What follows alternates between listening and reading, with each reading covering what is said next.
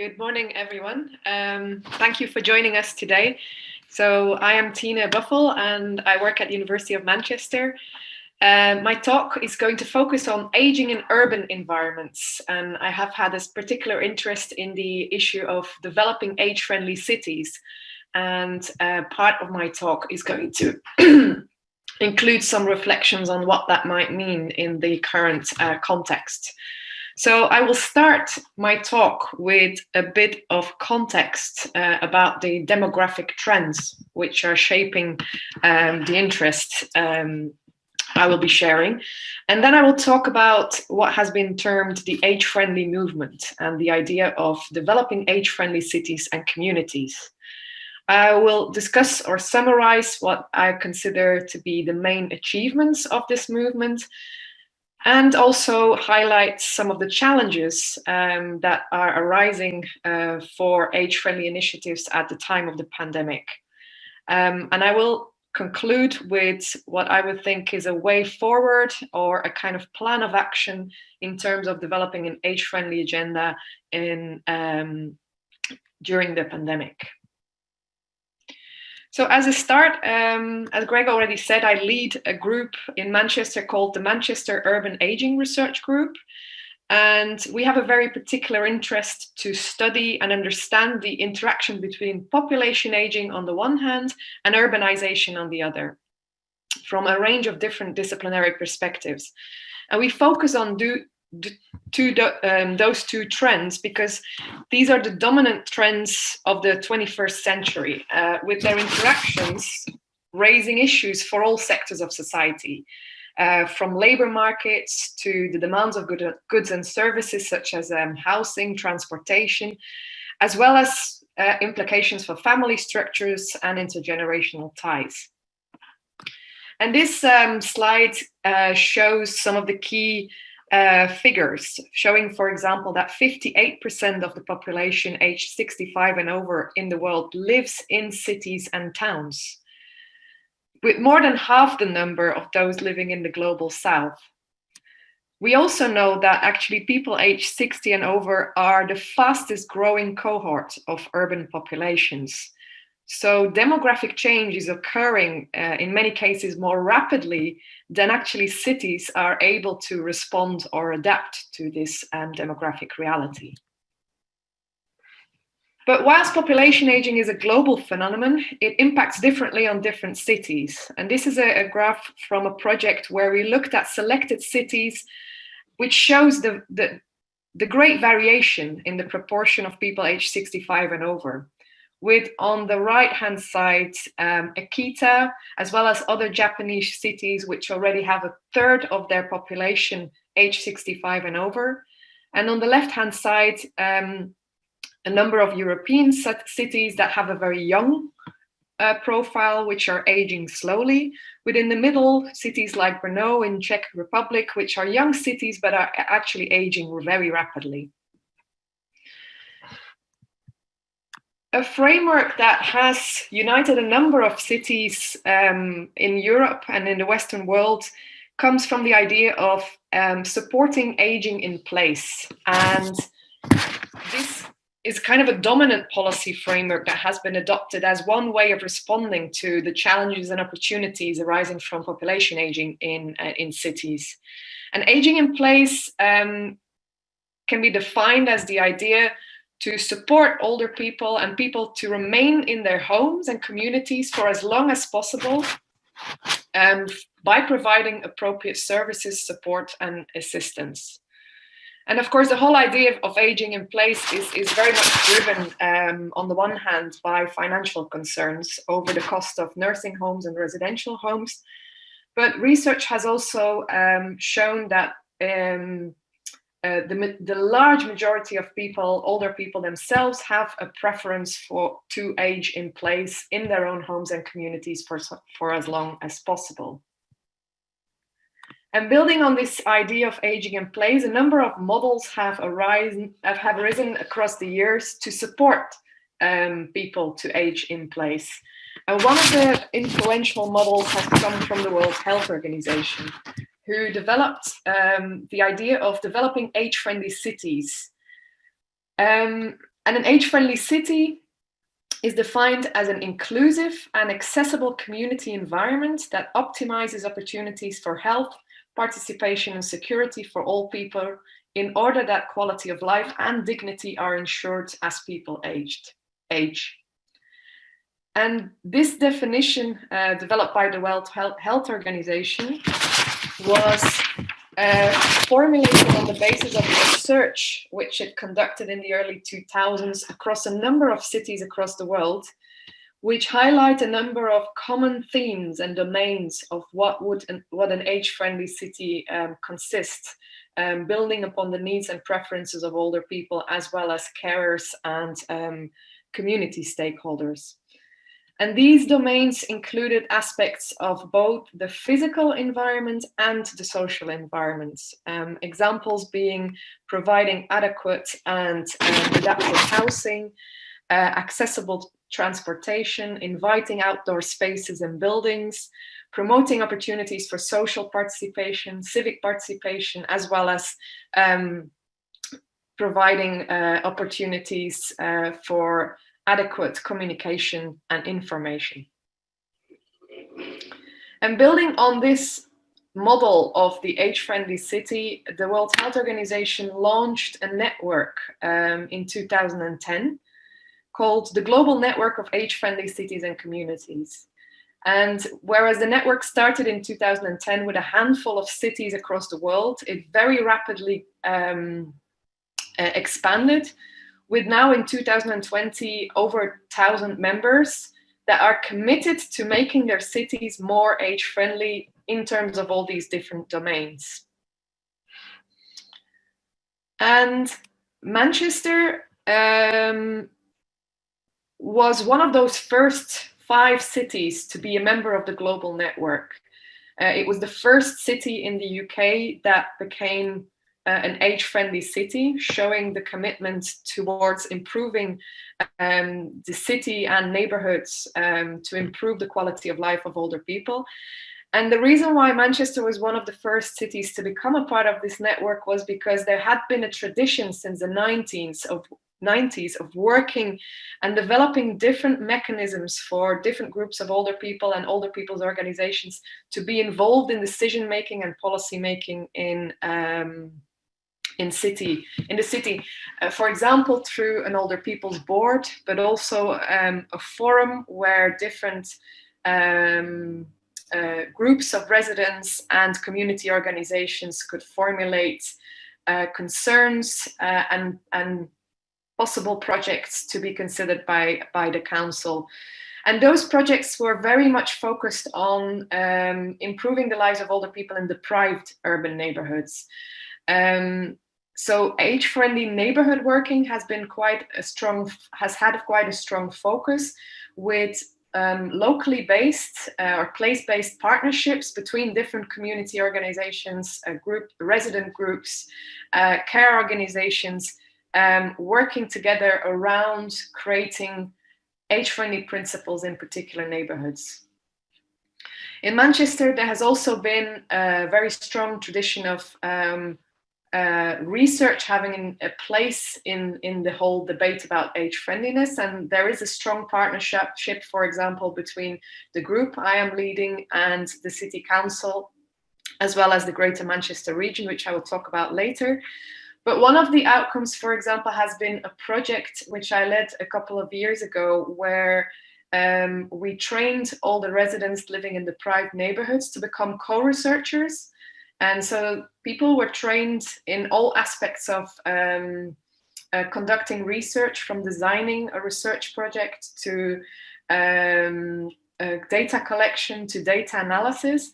And the aim of this project was to find out what different groups of people, with a particular focus on older people who were experiencing social isolation, were identifying as areas that could be improved to make their own neighborhoods more age-friendly.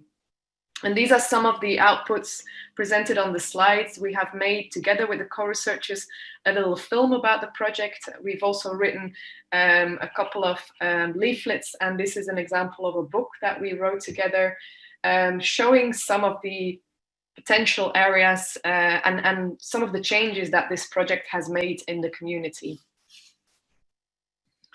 Building on the work of Manchester City, there has also been an expanding interest in the region, with Greater Manchester becoming the first UK age-friendly region to be a member of the global network of age-friendly cities and communities.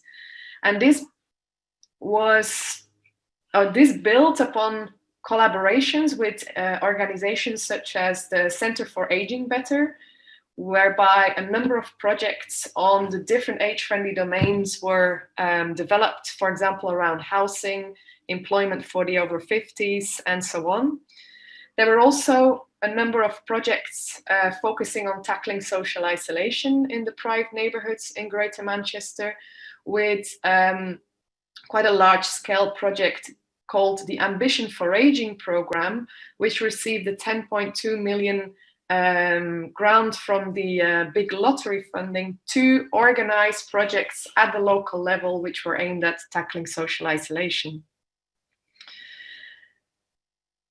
The Greater Manchester Age-Friendly Region commitment also built upon the work that has been developed in what is called the Greater Manchester Aging Hub, which is a meeting space where different strategic leaders are coming together from public transport, housing, different areas to develop strategic responses to population aging in the region.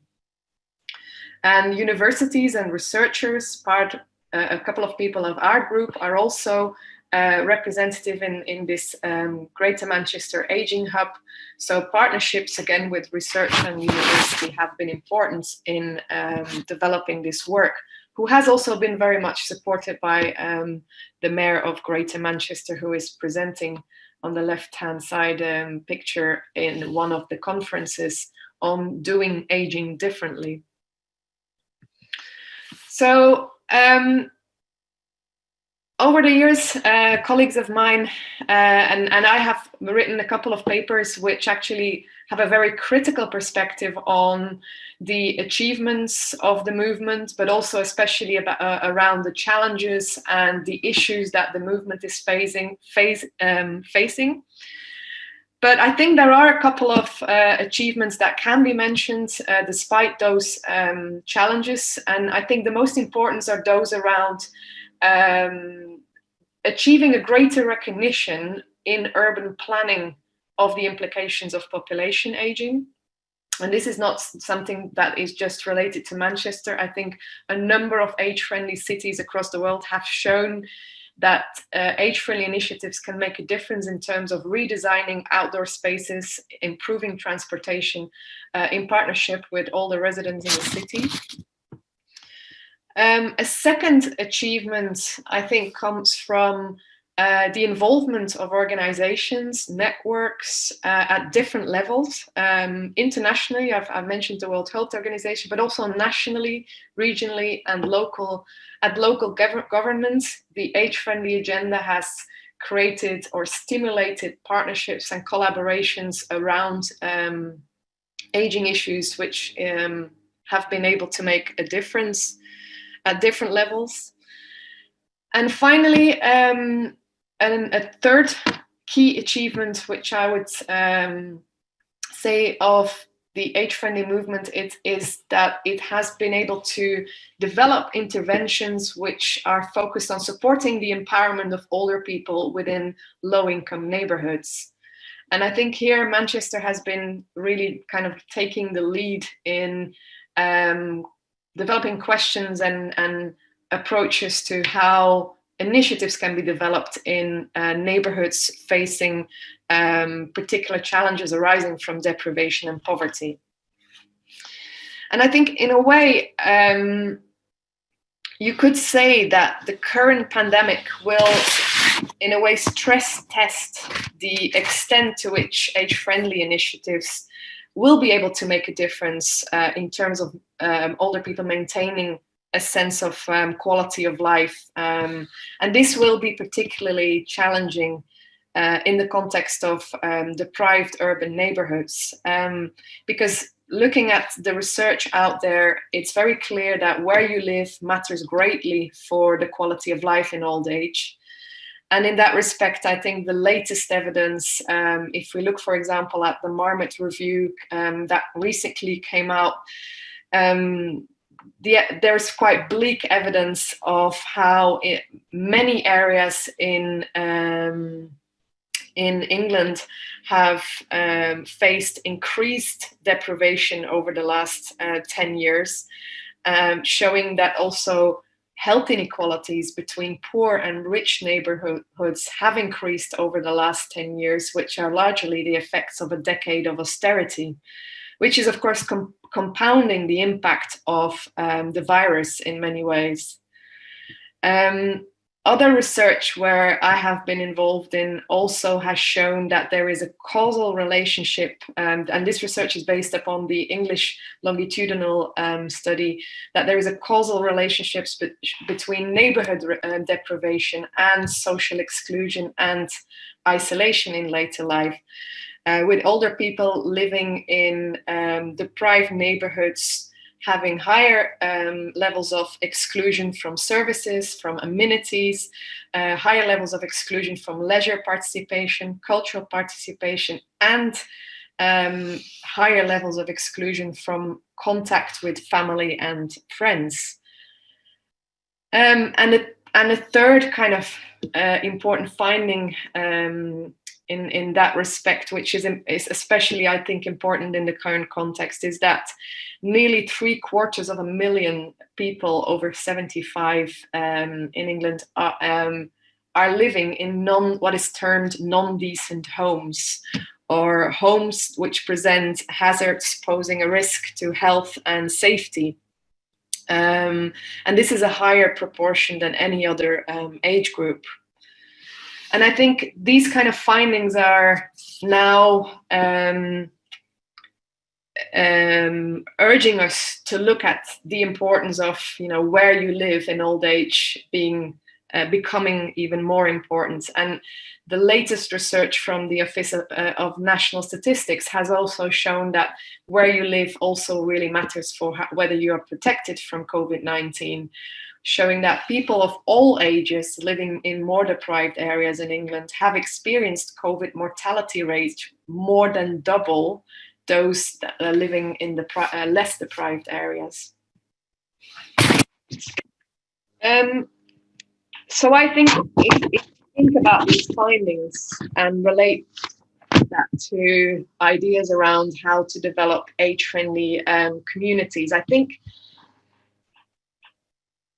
it is important to say that age-friendly initiatives are probably the most urgently needed in areas where there is actually the least infrastructure to develop such initiatives.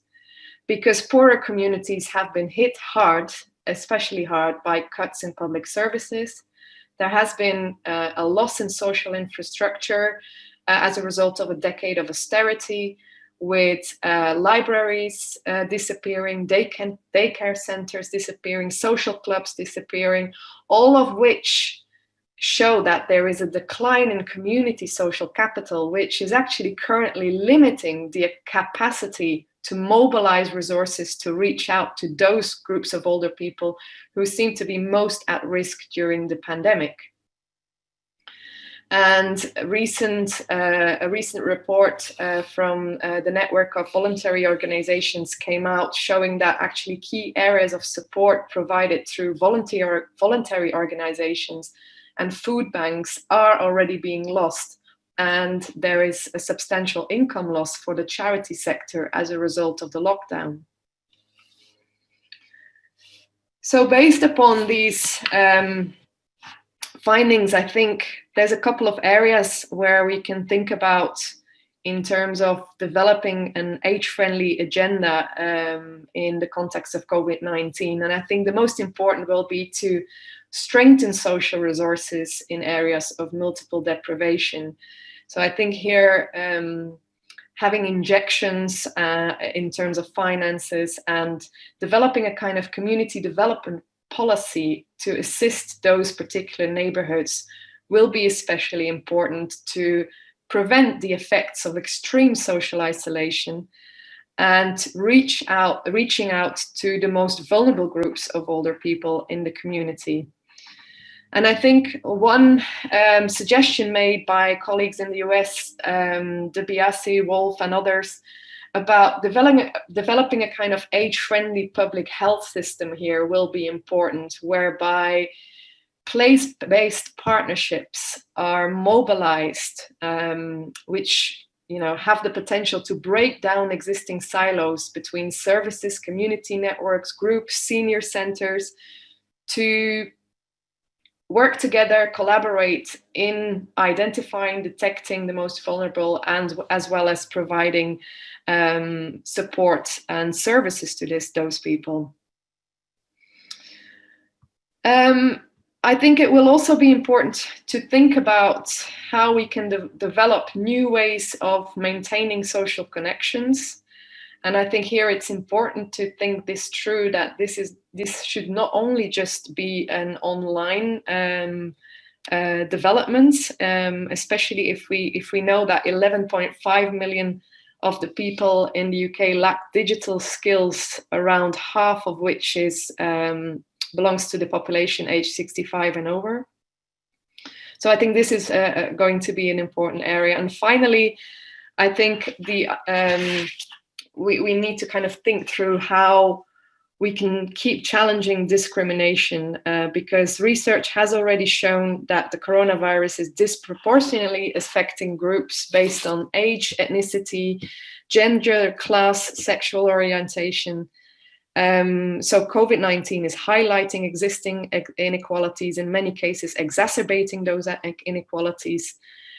And if you think about aging issues, continued social distancing is likely to reinforce ageism and age-based divisions within communities. And given the risk of this age segregation, I think it will be essential to think through how we can foster contact between generations, challenge ageist stereotypes, highlight the diversity of experiences within aging populations, and finally also work with equality organizations to support older people facing intersecting pressures of aging, racism, sexism, and other types of discriminations and inequality. Thank you very much. Sorry, I ran over time a little bit. That's not a problem. Thank you very much for that presentation. We've got quite a few questions, and I do think you touched upon some of them as you went further into it, but I'll ask them anyway. So the first one is, do you see any challenges with the effect of migrant people returning back to their home cities for the latter years, where they may have issues integrating back into their original culture? Do you want me to take a few questions and then answer? Yeah, do you want me to read a few out? There's another one asking, do you see areas of age-friendly cities that can be transferred to rural areas? Another one asks, we often focus on inequalities between older people and younger people, such as the digital divide, but do you find issues with inequalities between older people, and how do we address these? I'll ask them, and then there's a couple about COVID that I'll come to after them. Yeah. I think in terms of the migrant issue, if I'm honest, I haven't thought through about the idea of moving back, but obviously moving will continue to be a challenge over the next time. But I think if we look at the migrant issue, it is important to look at the evidence that is emerging at the moment in terms of the ethnic inequalities in relation to COVID-19. And there has been evidence from the US and now increasingly from the UK already that people from different ethnic groups are dying at disproportional rates. And there are colleagues such as Laia Beccaris, James Nasru, who are looking at a range of different explanations as to why this is the case. And many of those explanations are linked to the structural inequalities, which I have mentioned before, which I think are important to understand if we look at findings around how different groups are disproportionately affected. And this kind of also links with the other question around inequalities. And I think this is, I think, one of the points that I do want to make in this presentation, that indeed the inequalities within the aging population are very important to look at, and that it's actually not only age that is an important determinant of how people are affected by COVID-19, and that it's a combination of structural inequalities such as race and class and gender that is actually equally important, and that it's not just something that we should look at from an age perspective. And I think the way in which the discourse and narrative has been evolving, sorry, has already shown that there is a massive issue with you know, approaching and presenting older people in a way that is going to increase age-based divisions between different generations. And I think, you know, that there is a need really to think about alternative ways of presenting older people as the, you know, a burden to social care, pensions, and healthcare systems, and now increasingly also being the ones who are vulnerable to the virus, and you know, therefore presenting older people as a homogeneous, vulnerable group, I think, is a real problem within the current debate. And then the issue around age-friendly communities in rural areas, I think that's a really good question, and has actually been increasingly been the focus of attention in a number of communities across the world where different challenges have been identified in terms of the domains around accessing health services, amenities, and there have been a number of examples of how age-friendly communities can be developed in rural areas. There are examples, colleagues like Kieran Walsh is working around this issue in Ireland, for example. There's examples coming from colleagues like Jenny Warburton in Australia, and Nora Keating is developing a really strong program of work around developing age-friendly communities in rural Canada as well. Personally, I am, you know, I have been more focused in my research on the urban side of things, but I do agree that, you know, thinking through what it means to age in rural communities is equally important. Thank you very much. And I'll just end, before we go to Louis, I'll just end on a couple of more COVID-related questions again.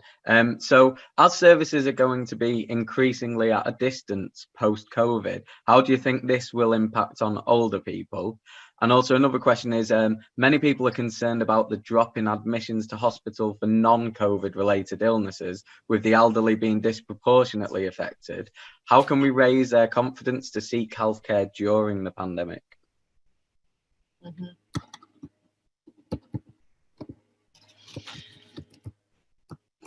Yeah, I mean, these are really important questions. And I think in a way, I'm really worried that after this disaster, another disaster will unfold about, you know, how different groups have been affected. In terms of developing services, I think there's no one answer to that one, but what I have been particularly interested in is to think through how you can organize services in those communities who are most deprived, where digital exclusion is extremely high, where there is no social infrastructure to kind of mobilize existing resources. And I think what we have kind of been thinking through is that there is an urgent need for governments to develop a kind of community in crisis fund to ensure that existing services existing voluntary organizations and the charity sector, which are currently incredibly struggling and have been facing a number of pressures in terms of their income and financial resources, to enable those different networks, organizations to work together and develop strategies for accessing, detecting the most vulnerable groups, and providing services that, you know, can look at the most pressing needs. I mean, one of the things that we know is that there is an estimation of 1 on 10 older people that are malnourished or at risk of malnourishment. So this is like an immediate example of a pressing need where we'll have to think through how different services, organizations, groups can work together. And I think investing in particular areas where this is going to be the most challenging is I think, a very pressing need.